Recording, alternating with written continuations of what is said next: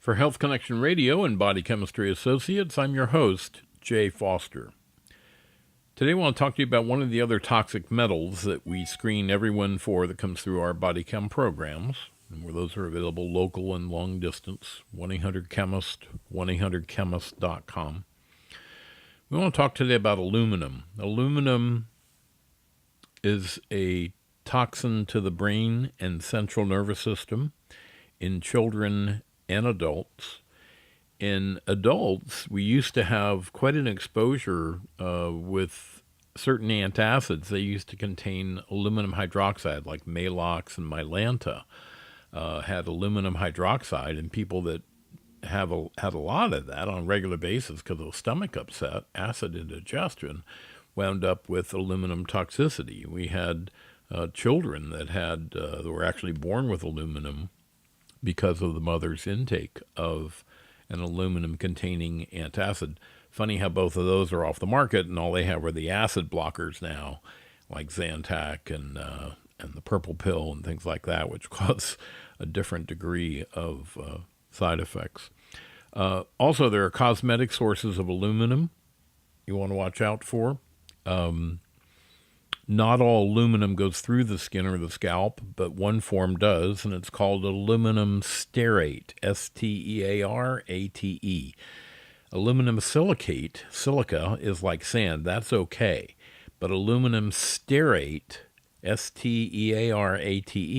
can go through the skin and through the scalp, so you want to avoid products that contain that chemical, like Ultrasheen. Some people use a grease on their hair that's called Ultrasheen. It's a bluish gel.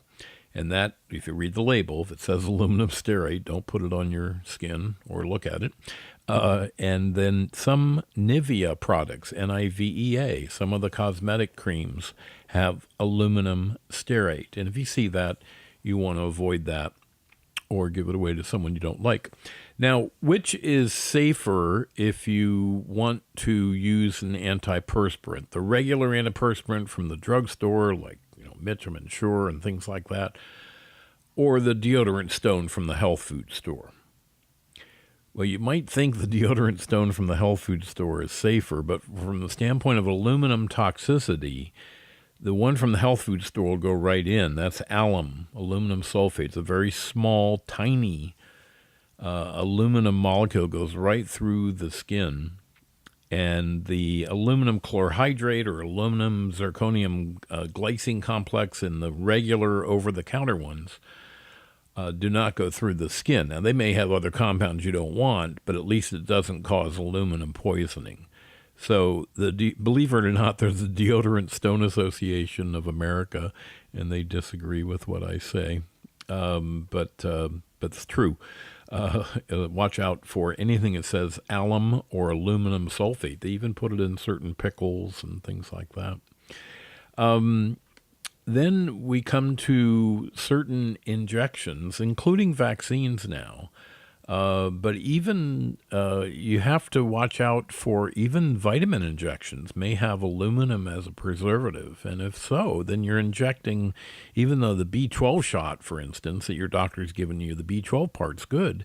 If it's preserved with aluminum, it's bad because you're shooting aluminum right in the system. So you want to double check, and it's right on the bottle that the doctor draws the syringe up from. So make sure it doesn't have aluminum. If you see aluminum anything, you want to ask them to order their B12 and B-complex shots, if they do give them, aluminum-free, which they can do from a compounding pharmacy. And then most of the vaccines now, the kids' vaccines are supposed to have the mercury taken out, and they do that pretty successfully, not completely, but they've increased the amount of aluminum. So we find children that have vaccines, some kids get aluminum poisoning from them. Some have, I think, autistic spectrum disorder from the aluminum from the vaccines. Now look at that.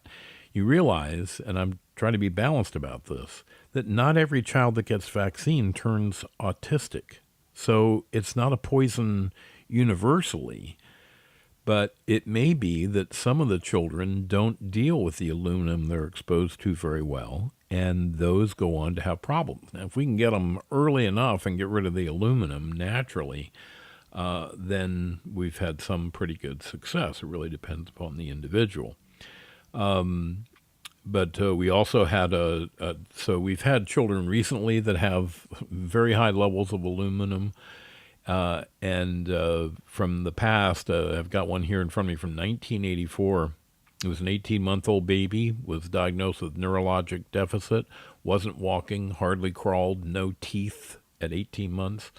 They thought she was possibly going to be, they called it at that time, mentally retarded, and they didn't know if she would ever walk. So they're going to do CAT scans on this 18-month-old baby. And the grandmother had been through our program. She said, "What do you think?" And I said, "Well, it sounds kind of like toxic metals." So we just did a hair sample on this 18-month-old baby, and we found 9.5 times the adult level of aluminum. And that's enough to bring down like a linebacker for the Dolphins kind of a thing, at 9.5 times what you would begin to feel symptomatically with aluminum. And this child had neuromuscular problems, which are very common with aluminum, and she had developmental delay. So we put her on a natural program to remove the aluminum and bounce out the other chemistry that she had there. And within about 3.5 weeks, this kid started to walk. And she got her muscle strength back right away. She cut 8 teeth in about 5 weeks' time on the program because the aluminum was blocking her normal calcium and magnesium in her system. And she's a normal, healthy child today. The last time I heard, she was in chef school in Denver. That was about 10 years ago, and I'm sure she's doing fine. And I hate to think what would have happened had we not tested and been able to get rid of that because she was headed for, the big loop. And we've had kids that weren't walking on time, weren't talking on time, developmental delay, pervasive developmental delay, autistic spectrum disorder. And we can't even think about guaranteeing we can help any of them, but we have helped some. And if you'd like to get your kids or yourself tested for aluminum, that's part of our regular body chem program. We do that on everyone that comes in our door or locally or does long distance programs. You can get more information. And by the way, we have 1 hour audio podcasts on our website at 1-800-chemist.com on a wide range of different topics, including toxic metals, including aluminum.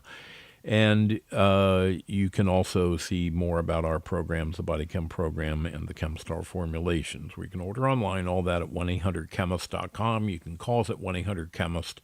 If you'd like some more information, that's 1-800-243-6478. Jay Foster for Health Connection Radio and Body Chemistry Associates. We'll be back on a future podcast.